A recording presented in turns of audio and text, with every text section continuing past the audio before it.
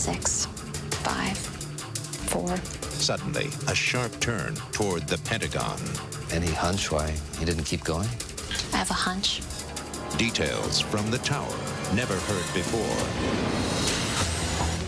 And caught on surveillance video, the fuzzy faces of criminals in action and evidence too dark to see. Now, watch as smart new technology clears up the picture and nails down the suspects. Could this high-tech vision unmask the Anthrax attacker? I can guarantee you that the people who bought those stamps were caught on video. Anthrax. Scare after scare, in building after building. But even after the cleanup, is it safe to go back inside? Do you think we are going to have to destroy, demolish some of the buildings that have been affected with anthrax? The enemy at work. Also, they call themselves the first victims of terrorism, the U.S. hostages in Iran, paraded before the world to humiliate America, terrorized for 444 days. I woke up to this blood-curdling scream. They were torturing men, women, and children. Now they feel double-crossed, betrayed, as the White House seems to side with their captors. I was dumbfounded and astounded and ashamed of our government that it could turn its back on us at this time. They made a deal. Isn't a deal a deal? Plus, the government wants to take over airport security. I would feel safer, yes, I would. Government workers are more professional than private workers. 100 United States senators. Can't be wrong. I'm John Stossel, and I say, give me a break. 2020 begins in 60 seconds.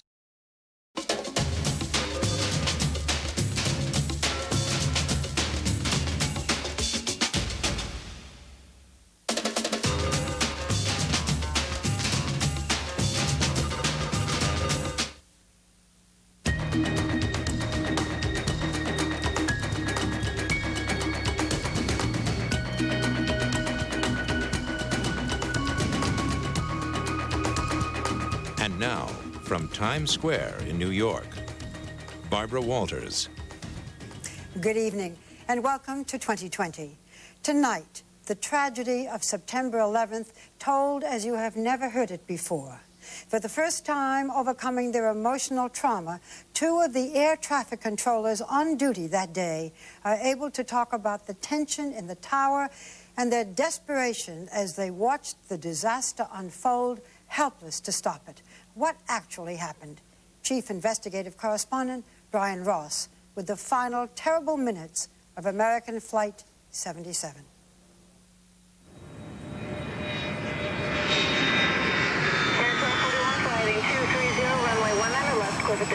It's a very normal day. I seem to recall it was a beautiful day in this Washington, D.C. area. Crystal clear, very nice temperature. It has taken 6 weeks, but air traffic controller Danielle O'Brien is now ready to talk about her September 11th. And that particular day, I was assigned to the radar room. Nation's 2-0 and Carnival. A day when her cool, calm demeanor, handling Dallas Airport outside Washington, would be put fully to the test. These went from planes to people. They were blips, and now they were human lives. At 8:25 a.m., she handled the routine on-time departure of American Flight 77 with 64 people on board, a Boeing 757 like this one. 1 hour and 12 minutes later, the plane would crash into the Pentagon. It was just a normal flight that came through the airspace. With what she recalls as a normal radio transmission. American 77 Dulles approach, climb and maintain 17,000. And then I asked American 77 to contact the next controller. American 77, contact Washington Center, 120.65. Good luck. Good luck. Do you have any idea now why you might have said good luck? I have no idea whatsoever. It's chilling. It's chilling. I usually say good day as I ask an aircraft to switch to another frequency or have a nice flight, but never good luck. 20 minutes later, the hijacked airplanes began their deadly coordinated missions. And air traffic controllers from Boston to New York to Washington were the first to realize what was going on. My cell phone went off, and it was an associate of mine from Boston who asked, hey, John, are you watching this on TV? And I said, yeah, I am. And he said, that's American 11. John Carr is the president of the National Air Traffic Controllers Association. I almost dropped my coffee. I said, oh, my God, what are you talking about? And he said, that's American 11 that made that hole in the World Trade Center. And I said, you're kidding me. And he said, no, and there's another one that just turned south towards New York. We lost him, too. And so basically I was watching in horror, expecting to see what we all eventually saw. At the Dulles Tower, Danielle O'Brien also saw the TV pictures from New York and headed back to her post. Traffic 12 o'clock. Now to help other planes quickly land. Speedbird 117 is landing 26. We started moving the planes in as quickly as we could. Then I noticed the aircraft. It was an unidentified plane to the southwest of Dulles, moving at a very high rate of speed. I had literally a blip and nothing more. I slid over to the controller on my left, Tom Howell, and I asked him, do you see an unidentified plane there southwest of Dulles? And his response was, yes. Oh my gosh, yes. Look how fast he is. And then I said, oh my God, it looks like he's headed to the White House. I started yelling, John, we got a target headed right for the White House. A representation of the FAA radar scope, based on information obtained by 2020, shows the plane headed straight for what is known as P-56, Prohibited Airspace 56, which covers the White House and the Capitol, at a speed of about 500 miles an hour, with no radio contact whatsoever. Was he on a normal flight approach of any kind? Not at all. Full throttle? Full out. How far out was that plane? Between 12 and 14 miles. John, our supervisor, relayed verbatim. Okay, he's 12 miles west. He's moving very fast, eastbound. Okay, guys, where is he now? 11 miles west. And it was just a countdown. 10 miles west. 9 miles west. Somewhere right in this vicinity, in this time frame, our supervisor picked up our line to the White House and started relaying to them the information. We have an unidentified, very fast-moving aircraft inbound toward your vicinity, 8 miles west. Vice President Cheney was rushed to a special basement bunker. 7 miles west. White House staff members were told to run away from the building. You guys, please, all the way to 8th Street, please. And it went 6, 5, 4. And I had it in my mouth to say 3. And all of a sudden, the plane turned away. In the room, it was almost a sense of relief. This must be a fighter. This must be one of our guys, sent in, scrambled to patrol our capital and to protect our president. And we sat back in our chairs and breathed for just a second. In the meantime, all the rest of the planes are still flying and we're taking care of everything else. And the plane turned back. It continued the right-hand turn, made a 360-degree maneuver. A big loop? Correct. And we're telling the supervisor he's turning back in. He's turning back eastbound. Then the turn kept going. And that's when I think I yelled to John. I said, oh my God, John, he's coming back. We lost radar contact with that aircraft. And we waited, and we waited, and your heart's just beating out of your chest. And then the Washington National controllers came over our speakers in our room and said, Dulles, hold all of our inbound traffic. The Pentagon's been hit. I remember some folks gasping. I think I remember a couple expletives. Tears? No. No tears. Not a single tear among us. No one broke down. No one strayed from their duties. But with the sky still full of planes, no one knew and no one knows to this day if more planes were about to be hijacked. the order came, get every plane in the sky in the United States. We don't care where he was going. Get them on the ground. An operations manager came to each one of us. Are you okay? Do you want to be relieved? And I said, no, let me stay. Let me get this cleaned up. We need to get these guys on the ground. You weren't too rattled? Not at that moment. It was a sense of urgency. It was a sense of protectiveness. It's the same protectiveness we work these planes with every day of the year. But daggone it, nobody was going to take any more. Not if we could help it. According to FAA radar records, almost 5,000 aircraft, the green dots, were safely guided to the ground in under 2 hours, leaving behind a nationwide coverage of blue dots. Those are military jet fighters. The air traffic controllers achieved the impossible, and it was something that had never been contemplated, something that had never been practiced, and yet they did it with professionalism and skill. I'm very proud of them. Since then, Danielle O'Brien has gone to the actual scene to see for herself what happened. I've been down to the Pentagon and stood on the hillside and imagined where, according to what I saw on the radar, that flight would have come. And I think that they came eastbound, and because the sun was in their eyes that morning, and because the White House was beyond a grove of trees, I think they couldn't see it. I think they couldn't see it. It was too fast. They came over that Pentagon or saw it just in front of them. You can't miss the Pentagon. It's so telltale by its shape and its size. And they said, look, there it is, take that, get that. They certainly could have had the White House if they had seen it. In the days after September 11th, Danielle struggled hard to deal with what had happened, turning to family and then close friends for support. I called a girlfriend of mine that evening, and I got her answering machine.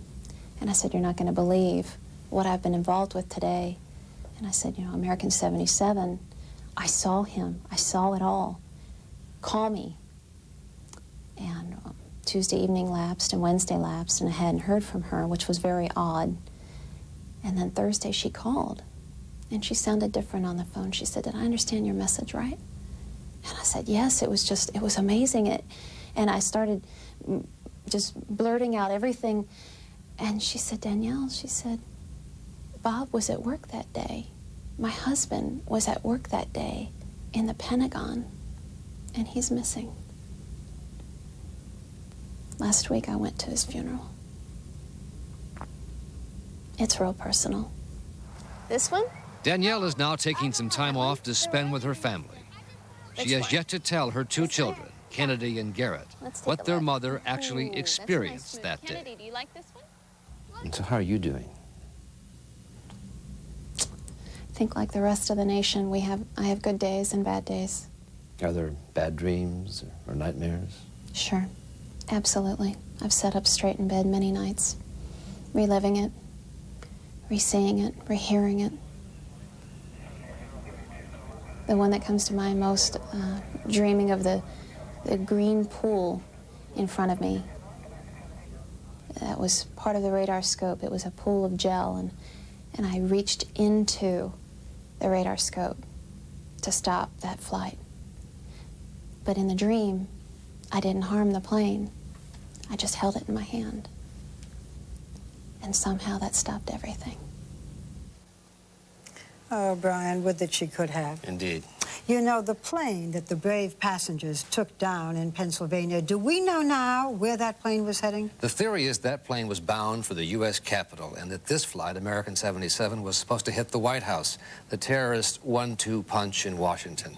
Just as they had done in New York. Exactly. You've been on top of the Anthrax story, Brian. Yes. What's the latest? The latest is that today the Postmaster General said he can no longer guarantee the safety of the U.S. mail. Just a handful of powder has paralyzed the mail system, stretched law enforcement way too thin, and terrorized the country. But we're still looking for clues. Urgently looking for clues all over the country right now.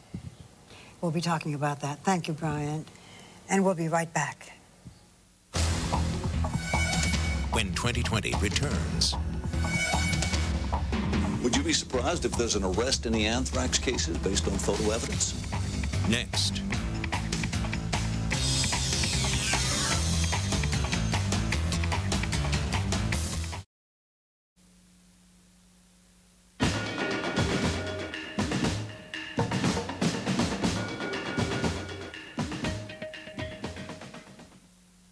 How do you catch someone who is sending death through the mail? Well, video surveillance cameras have been the undoing of many criminals. And now, as Tom Gerald reports, authorities are hoping that the newest video technology will help crack the case of just who is responsible for the spread of anthrax. The trail in the search for the anthrax terrorist is going straight through the lens of surveillance cameras. U.S. postal facilities use small cameras extensively, and videotape from 46 post offices were gathered immediately after the initial anthrax attack. The letters themselves contain numerous clues, but the key search from the beginning has been for photographs of those responsible for mailing anthrax. I have no doubt, and I can guarantee you, that the people who bought those stamps were caught on video. 2020 has learned that at least one law enforcement agency in the anthrax investigation is now examining faces on a few specific tapes, boiled down from the tens of thousands of videotapes rounded up in the past few weeks. This same technology was at the forefront of the investigation into the World Trade Center attacks. Surveillance cameras captured terrorist Mohammed Atta and his co-conspirator, Abdul Aziz Alamori, at this cash machine in Portland, Maine. For the next 9 hours, both men are pictured on surveillance cameras, time and time again, at a Walmart, a gas station, and finally, airport security. Grant Fredericks is a forensic video specialist. And many times, investigators will look at a videotape and conclude there's no evidence there, and if they had the right tools, they clearly will be able to gather what they need. When viewable, cops say images from surveillance cameras provide critical evidence and new leads to head off future attacks. It might tell us something about the people that they were with. Every day we're in public, experts say we pass at least 12 surveillance cameras. Problem is, many have poor picture quality. Without video enhancement, many are worthless. Fredericks is a master of turning bad surveillance video into hard-hitting evidence. His secret weapon? The Avid Detective, a portable computer video editing system that has cops like these lining up to learn how to use it. But how good is Detective? Take a look at this home video of a shooting in a panicked crowd at a Denver sports complex. From the video, can you tell who the gunman is? What's the difference in the home video versus the video the jury saw? Well, the original videotape was very shaky, very unstable. The very first thing you want to do is stabilize that video, so now we can clearly see who we're looking at. But more than just giving cops a stable picture, the detective gives them valuable clues. In this case, it was able to pinpoint the identity of the real shooter. They could see what kind of jewelry he wore, and amazingly, they could even match the tread on one of his running shoes. As he walks away from the camera, lifts his shoe up, we can see some more features in the bottom of the shoe. With the help of a positive ID, the accused gunman was convicted. And that's why Fredericks has come here, the FBI Academy in Quantico, Virginia. His goal? To train investigators from large and small departments across the country how to master this new crime-busting technology. We were clearing cases that we never thought were clearable in the past. That's because, Frederick says, cameras are clearly catching criminals in all sorts of illegal acts. Breaking into restaurants, holding up convenience stores, even trying to steal the little cameras watching them. The kind of work that we do is very much like fingerprint analysis. Like prints at a crime scene. In this case, video which shows cops where to dust for valuable fingerprints, beneath the robber's left hand on the teller's counter. Your techniques can actually find things in a picture that aren't there to the naked eye. That aren't there to the naked eye, but they're certainly there. For example, there's even new see-in-the-dark technology. This car was at a crime scene. The license plate was important, but you couldn't see it. But with a little video magic, here it is. Which brings us back to using this technology in today's crime crisis, terrorism. A big part of the September 11th conspiracy was hatched in South Florida. The trail of some of the suicide bombers pass through this region's flight schools, bars, and apartments. And yes, those cash machines with their cameras. Police are now looking for possible accomplices. I'm just a cop. Miami-Dade detective Eric Cumgion spends hours a day looking for video clues.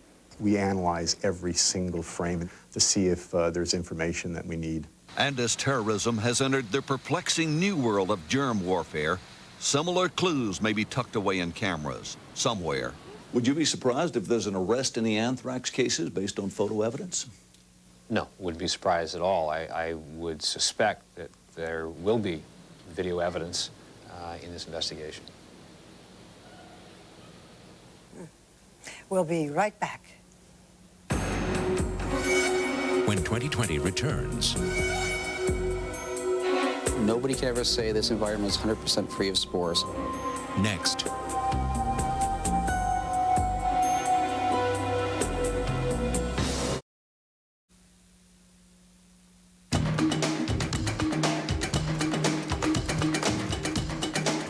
Continues. Once again, Barbara Walters. Health Secretary Tommy Thompson says that the Centers for Disease Control will move into any post office that may have handled tainted mail, but detecting anthrax spores and cleaning them up may not be the end of the story.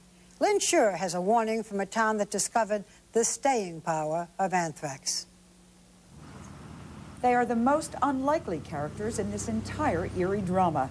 Icons of American life, a post office in New Jersey, a high-rise in Midtown Manhattan, ordinary places where we run our lives and our country. Who would have thought a building could become the enemy? That's exactly what happened here in Manchester, New Hampshire, nearly 50 years ago.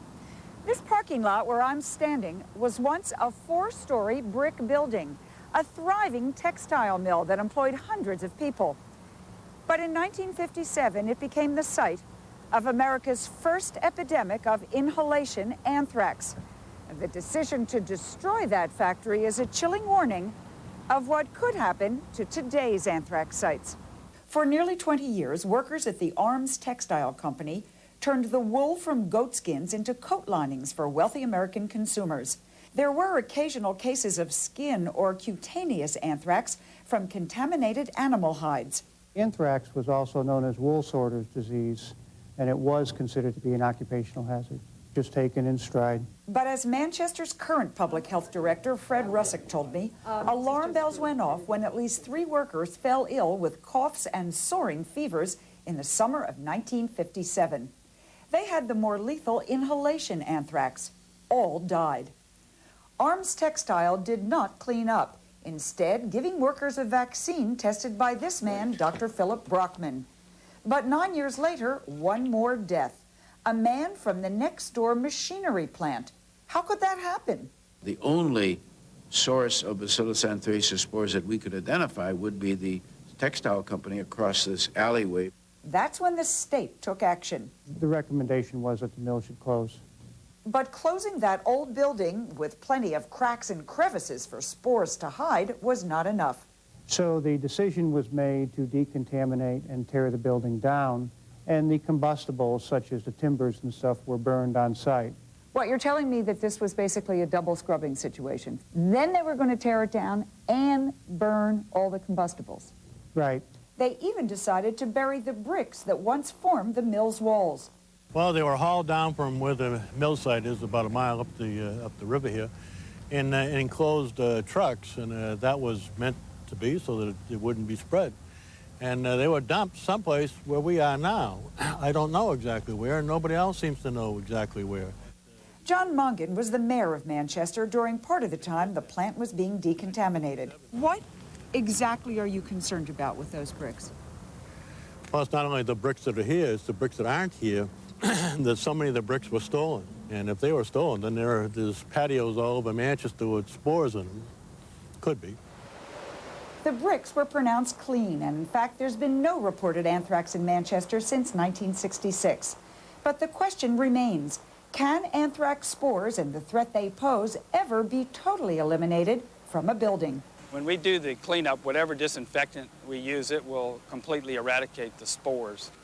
Fred Stroud is in charge of the cleanup for the first American anthrax outbreak since Manchester.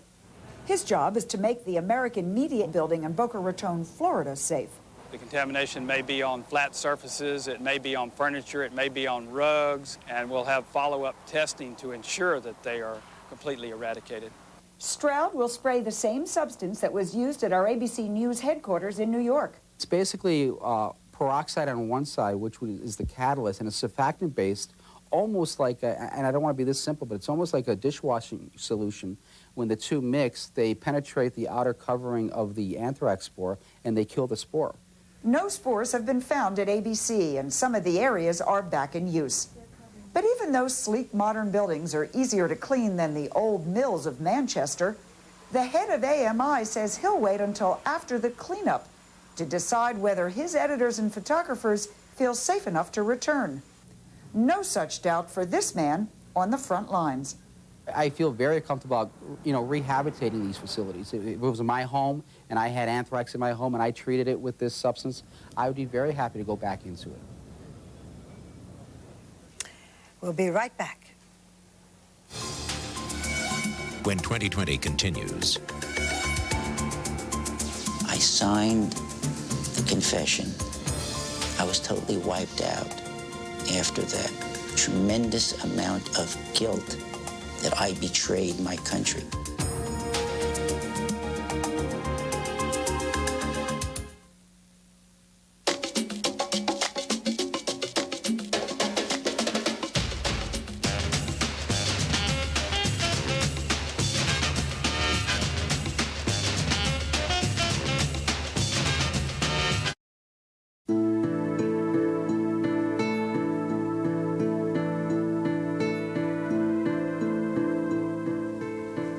This is not the first time this country has been united against terrorism.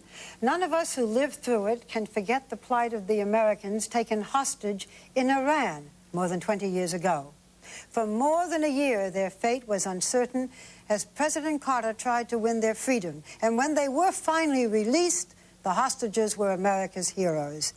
But today, they are feeling betrayed by their own government.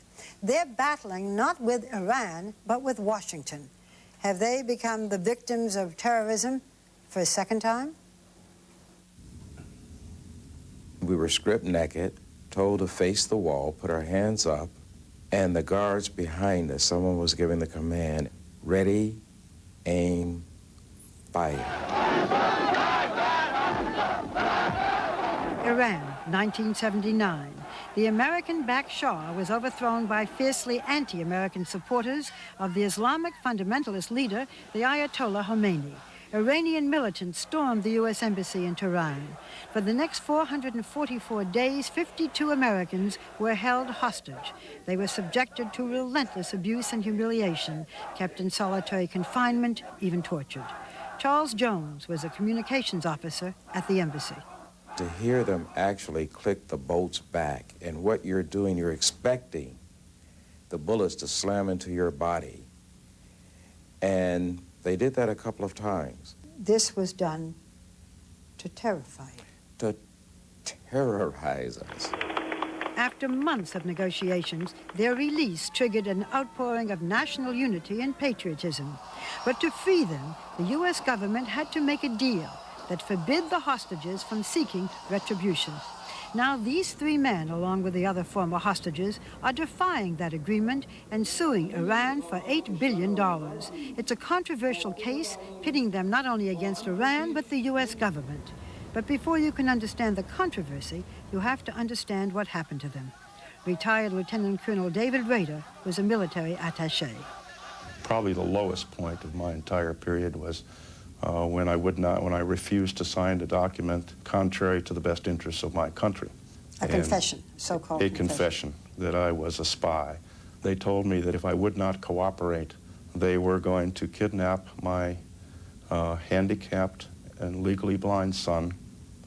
They knew his bus route. They knew the school he was going to. They knew how he got there. They knew what time he was picked up and what time he was dropped off. And they told me that if I did not cooperate, they would kidnap Jim, and they would periodically send fingers and toes to my wife. That's a low point. Any country that would use a handicapped child as leverage against anybody, not just me, but anybody, will forever have my complete distaste and hatred. You did not sign the confession. I did not. Barry Rosen was the embassy press attaché. The day that we were taken from the embassy, they brought me downstairs from this house. A person stood there, and I was forced to sit in front of him and to answer questions and to sign a list of confession. They stuck an AK-47 to my head and counted from 10 to 1. By the time I hit 4, I said, I love my country. I want to be a good American. But I have a wife and 2 small children. My country has to understand what I'm going through. I signed the confession. I was totally wiped out after that. Tremendous amount of guilt that I betrayed my country. It stayed with me for that 444 days. Where were you held captive? You were next to a torture chamber, I understand. Yes. I think it was September 1980. I woke up to this blood-curdling scream. They were torturing men, women, and children. They would take a hose and put it down their victim's throat and turn the water on, basically drowning them. And you would hear this horrible gurgling sound. And the thing that struck me, and I think it struck us all, was, are we next? Is this something that you never get over? Anybody who maintains that you get over this or there's closure is just kidding themselves. There's never closure. Attorney Tom Langford represents the former hostages. Mr. Langford, to date, have any of the American hostages received any kind of substantial compensation? No, not a penny for any of the pain and suffering they endured. In 1981, the U.S. government signed the Algiers Accord. That document exchanged the hostages' freedom for $8 billion of Iran's frozen assets and also prohibited any hostage from filing claims against Iran. Here was the choice put to President Carter and the U.S. government. Either sign these accords or we're going to take these hostages and try them, which was a euphemism for execute them. There is no choice. There was no choice. Mr. Langford, let me be the government for a minute. They made a deal. Isn't a deal a deal? A deal is not a deal when it's performed under duress. If I hold a gun to your head and I said, give me your earrings or I'm going to blow your brains out, I'm sorry. That's not an agreement. Finally, in 1996, the hostages believed they'd found a way around the deal. Congress passed the Anti-Terrorism Act, which enables victims of terrorism to sue terrorists and their sponsors. The hostages insist that the new law supersedes the 1981 agreement. So last year, they filed their own case. The suit goes to court. The former hostages testify. The judge says, I'll decide on damages. It looked as if you'd won your case. Yes. And then, just recently, the U.S. government comes in and says, forget it, it's invalid. Yes. Last week, the U.S. government, essentially representing Iran, which has ignored the lawsuit, said that while they sympathized with the former hostages, any new law does not apply to them. In short, they cannot sue Iran. I was dumbfounded and astounded and ashamed of our government that it could turn its back on us at this time. It's unconscionable. And even Judge Sullivan said that to the State Department, Department of Justice people. He harangued them. He said, who are you here for? You are for the defense. You are defending Iran. Why do you think the U.S. government is doing this? Well, the State Department has said we will make no concession we will strike no deals with state sponsors of terrorism. But you wonder what happened between August 16th, when we got our judgment on the merits, and the hearing on damages on October 15th, when the government appeared. What happened was September 11th. That's right. Do you think that made a difference? You have to believe it did. The feeling being, why irritate the Iranian government? I think that's exactly right. I think we're trying to build a consolidated group in attack Afghanistan, and I think Iran has a role to play there. At least the State Department believes it does. The Justice and State Departments declined to be interviewed, but deny that politics played any role. They say they're trying to protect the nation's foreign policy, and that they didn't even know about the hostages case until after September 11th. But the former hostages believe that the government's trying to curry diplomatic favor with Iran, even though Iran remains on the State Department's list of nations that sponsor terrorism. Iran condemned the September 11th attack. They have nothing but animosity themselves for the Taliban. A war makes strange bedfellows. So the U.S. right now needs Iran. On a practical level, doesn't that make sense to you? It doesn't make sense because it's exactly what we've done all the time. Short-term gain, long-term loss.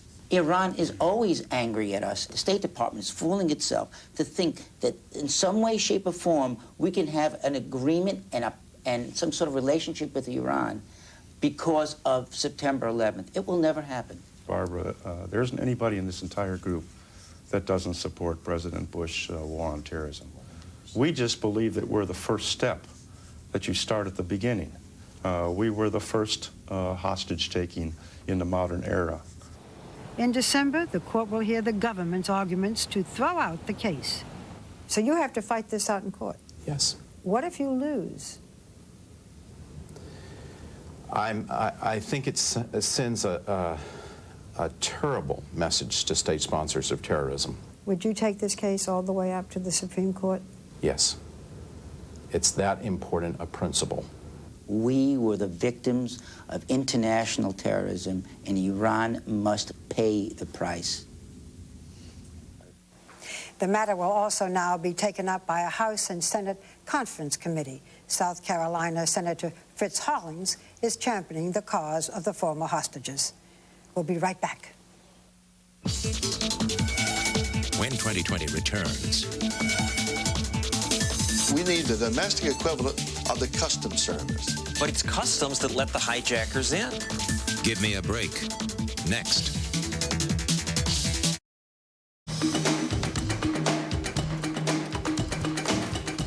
We now know that there are serious problems with airport security, but the big question is, how do we fix it? Congress says that it has a plan, but John Stossel says, give me a break.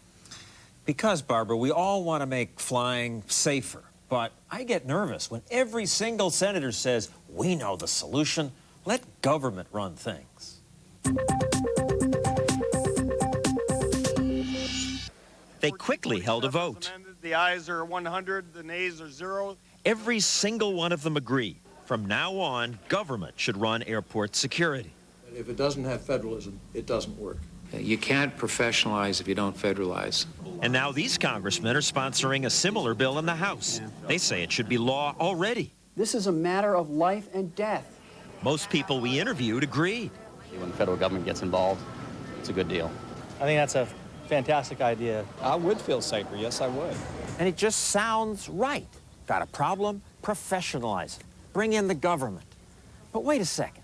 If you want efficiency and professionalism, is creating another big government bureaucracy really the way to go? The biggest professional federal agency outside the military is the post office. And even with taxpayer subsidies, it can't compete efficiently with private companies like United Parcel Service and Federal Express. Any 9, everything inside the bag. Now politicians are outraged that airlines hired screeners who turned out to be ex-cons. But a government study found 150 of the IRS's seasonal workers had criminal records. And how much do we know about the gun-carrying National Guardsmen now patrolling airports? Arizona discovered one was a felon who'd been selling phony weapons permits. He passed the background check. And we did those background checks through law enforcement agencies. He was caught only because someone watching the soldiers on TV recognized him. There are no scandals in government agencies? Well, I mean, I think you start out with a fresh outlook here, giving the system a chance to work. Well, the current system's far from perfect. There's no evidence that on September 11th, airport screeners did anything wrong. Knives, the size the hijackers apparently used, were legal under government rules. It was government that failed. Immigration let the hijackers in. 3 had expired visas. 6 had no records. Yet now we're going to give the government more power? Government workers are more professional than private workers? In this case, yes, because we need the domestic equivalent of the Customs Service. But it's Customs that let the hijackers in. Well, in many ways, a lot of them came in on visas, which was an INS problem. The Senate's plan would create a new agency with 28,000 new government employees. It's not like this is a new idea. It's been tried before in Europe. This afternoon, an Air France 737 was taken over by gunmen. 20 years ago, airports there had government-run security systems. They didn't stop hijacking. After that, most big European airports started hiring private screeners. And since then, hijacking at those airports have dropped. The screeners are supervised by government. Government sets the safety standards. But the advantage of private screeners is that there's competition. You can fire a bad company. You can't fire the government. Amsterdam, Belfast, Brussels, Copenhagen, Frankfurt, Hamburg, London, Paris, Rome, all private companies competing. They tried a government operation. It was cumbersome bureaucracy. I can't believe that they did the same kind of training that we're going to do here. And with all due respect to them, that's their problem. Let me correct you, though. And Congressman Gansky said what I said about Europe was wrong. Because in Europe, Italy, Ireland, Portugal... He pulled out a press release from senators that said Italy and Spain use government screeners. Supervision, but not for screening. No, for screening. But he and the senators were wrong. We called the airport. Rome and Madrid both say they use private screening companies. In any case, the politicians are certain a government takeover is the right thing. 100 United States senators can't be wrong. Oh, please. Only in Washington would they say, you're not a professional unless you work for them. Give me a break. But, John, the private screeners who let people come on the plane that day on September 11th, they work for private companies and competing companies. And they, they weren't able to do the job. But they were obeying the government's rules, and there is no proof that government screeners would have stopped the hijacking.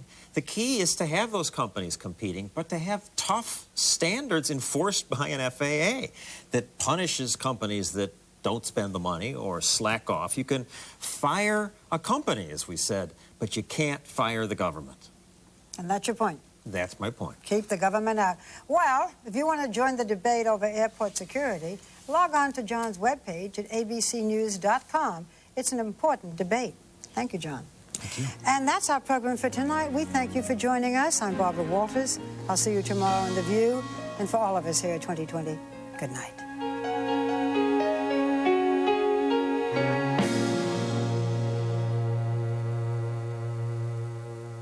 What's life like under the veil, inside a closed world of luxury and secrets? She knows. She married Osama bin Laden's powerful brother. What do you see in people's faces when you tell them your name? She's the first bin Laden family member to speak. What's she know about bin Laden and his brothers? Watch Primetime Thursday.